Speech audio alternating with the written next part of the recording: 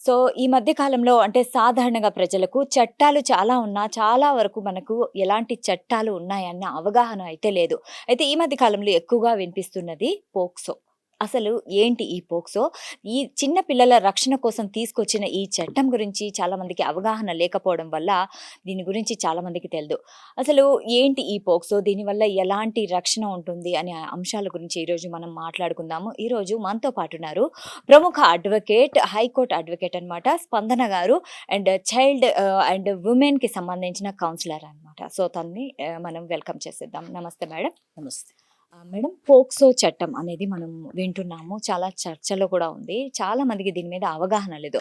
అసలు ఏంటి ఈ పోక్సో చట్టము? దీన్ని ఎందుకు తీసుకొచ్చారు అమల్లోకి? పోక్సో అంటే protection of children from sexual abuse, hmm. Sexual offences act 2012. మనందరికీ తెలుసు, నిర్భయ ఇన్సిడెంట్ తర్వాత పిల్లల మీద జరిగే అత్యాచారాలు కానీ, సెక్షువల్ అబ్యూస్ కానీ, సెక్షువల్ అసాల్ట్ కానీ, సెక్షువల్ హరాస్మెంట్ కానీ ఎలా అరికట్టాలి అనేది ఒక పెద్ద సమస్య కింద మారింది. మనకు తెలుసు ఆర్టికల్ 14, 15, 21 ఏం చెప్తుంది? Right to equality, right to protection and live, అంటే విత్ డిగ్నిటీ అనేది చెప్తుంది. అవును. ఏ మనిషి అయినా డిగ్నిటీతో బ్రతకాలి అనేది. సో ఇలాంటి పరిస్థితుల్లో పిల్లల మీద జరిగే నేరాలకి మనం మ్యారిటల్ ఇష్యూస్ మీదకి వస్తే మనకి చట్టాలు ఉన్నాయి.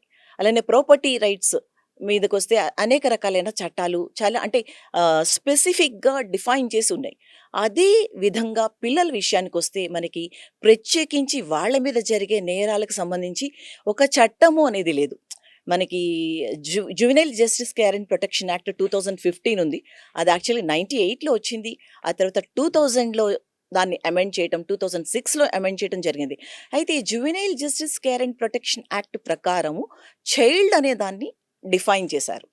అంటే ఎవరైతే 18 ఇయర్స్ కంప్లీట్ కాని వారు ఉంటారో వాళ్ళు ఆ పిల్లల్ని చైల్డ్ అంటారు.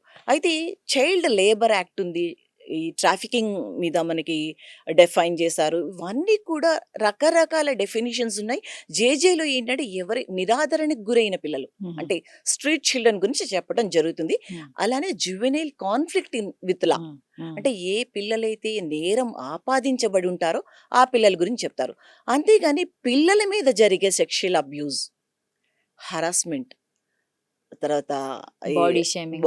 ఎవ్రీథింగ్ పిల్లలకి సంబంధించినంత వరకు ఏ చట్టంలోనూ కూడా క్లియర్గా మెన్షన్ చేయలేదు. మనకి ఇండియన్ పీనల్ కోడ్ చూస్తే వారికి అంటే సమ్మతమైనప్పటికీ వారితో సెక్స్లో పాల్గొనకూడదు అనేది కొన్ని సెక్షన్స్ చెప్పడం జరుగుతుంది. రైట్. అలానే పిల్లల్ని అమ్మటం కొనటం నేరం అని చెప్తుంది.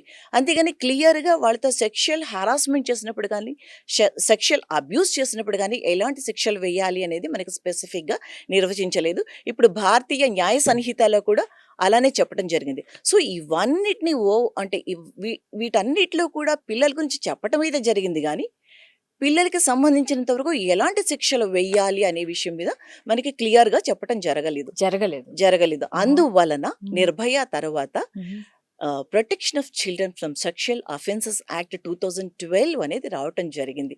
అంటే ఎవరైతే పిల్లలు ఉంటారో ఆ పిల్లల మీద జరిగే ఎలాంటి నేరమైన బ్యాడ్ టచ్ కానీ, సెక్షువల్ అబ్యూస్ కానీ, సెక్షువల్ హరాస్మెంట్ కానీ, పోర్నోగ్రఫీ కానీ, అలాగనే సైబర్ సెక్షువల్ యాక్ట్స్, ఇవన్నీ కలిపి వాటికి సంబంధించినంత వరకు ఎలాంటి శిక్షలు వెయ్యొచ్చు, ఎంత కఠినతరంగా వెయ్యొచ్చు, పిల్లలకి ఎలాంటి రక్షణ కల్పించాలి, అంటే ఎక్స్‌ప్లాయిటేషన్ నుంచి పిల్లల్ని కాపాడాలని అనే ఒక ముఖ్యమైన ఉద్దేశంతో ఈ చట్టం రావటం జరిగింది.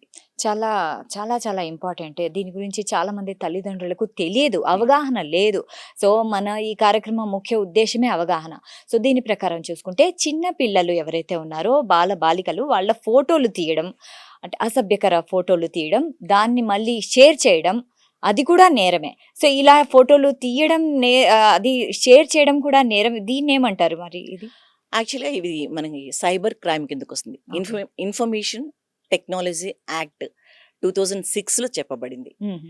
అయితే ఎవరైనా పిల్లలకి బాలికలకు సంబంధించినంత వరకు వారి ఫొటోస్ మనం మీమ్ అనేది కూడా వింటున్నాం. మీమ్ అంటే ఒక సినిమాలో ఒక యాక్ట్ ఉంటుంది, అంటే ఏదో నటన పరంగా ఒక పాట కానీ ఏదైనా ఒక సమ్ యాక్షన్ సీన్ ఉంటుంది. దాన్ని ఎవరైనా పిల్లల్లో ఎవరైతే క్వైట్‌గా, కామ్‌గా ఉన్న వాళ్ళని బయటకి తీసుకొచ్చి, ఆ పిల్లల మీద అది ప్రయోగించి వాళ్ళని షేమ్ చేయటం. వాళ్ళని ఎమోషనల్‌గా అవమానపరచడం. హరాస్ చేయటం. Yes. అంటే బాడీ షేమింగ్ అంటుంటాం. ఈ రకంగా గాని, అలానే ఒక ఫోటోని తీసుకొని అంటే తనకు తెలియకుండా తన పర్మిషన్ ఉన్నా గాని పిల్లల ఫోటోస్ ప్రచురించడం తప్పు. ఎగ్జాక్ట్‌లీ. పిల్లల ఫోటోని ప్రచురించటం అంటే అది సైబర్ నేరం కిందకొస్తుంది. ఓకే. ఇవన్నీ కూడా పిల్లల విషయంలో ఎలాంటి చర్య చేసినా అది చట్టపరంగా నేరం. అలానే మనం 2007లో సెన్సస్ చూసుకున్నట్లయితే ministry of women and child welfare వాళ్ళు 13 స్టేట్స్‌లో సర్వే చేయటం జరిగింది. అప్పటికే పిల్లల మీద జరిగే నేరాలు 53%. 2007. సో ఇప్పుడు చూడండి డబల్ కాదు 10 టైమ్స్ పెరిగింది. ఈ మధ్య కాలంలో ఢిల్లీలో 3 మంత్స్‌లో ఒక అంటే ఒక చిన్న ఏరియాలో 650 కేసెస్ రిపోర్టెడ్. ఓహ్! అన్‌రిపోర్టెడ్ సాధారణంగా పిల్లల మీద జరిగే నేరాల్లో అన్‌రిపోర్టెడే ఎక్కువుంటాయి. రైట్. అందరూ కూడా వచ్చి రిపోర్ట్ చేయరు. చెయ్యరు. ఎందుకంటే పేరెంట్స్‌కి భయం ఉంటుంది. తర్వాత పిల్లల స్టిగ్మా వాళ్ళ మీద ఒక ముద్ర పడిపోతుంది అని అదొక లైఫ్ భయం లాంగ్ ఒక ఉంటుంది. ముద్ర పడుతుంది. నెక్స్ట్ పియర్ గ్రూప్ ఇన్‌ఫ్లూయెన్స్ వలన పిల్లలు కూడా కొన్ని నేరాలు చేయటం జరుగుతుంది. వీటన్నిటికి మించి మనకి సొసైటీలో పేరెంట్స్ మీద చాలా బర్డెన్ పడుతుంది. అందువల్ల పిల్లల మీద జరిగే నేరాల్లో మోర్ దాన్ హాఫ్ అనే కన్నా 75% ఆఫ్ ద క్రైమ్ అన్‌రిజిస్టర్డ్. ఓహ్! ఒక 25% మాత్రమే రిజిస్టర్ అవుతుంది. మరి 25% రిజిస్టర్ అవుతున్నప్పుడు ఓన్లీ ఒక ఏరియాలో ఢిల్లీలో 650 కేసులు అంటే మీకు ఇంకా నమోదైందంటే దేశం మొత్తంలో ఎంతుంటాయి? ప్రతి 1 మినిట్‌కి 3 చిల్డ్రన్ అబ్యూస్‌కి గురవుతూ ఉంటారని గురవుతున్నారు. మనకి చెప్తూ ఉంటారు. Exactly. సాక్షి టీవీ ప్రసారాలను నిలిపివేయడం చట్టరీత్యా నేరం. సాక్షి టీవీ ప్రసారాల కోసం మీ స్థానిక కేబుల్ ఆపరేటర్ని వెంటనే సంప్రదించండి. డిటిహెచ్లో, ఇంటర్నెట్లో కూడా సాక్షి టీవీ ప్రసారాలను వీక్షించవచ్చు.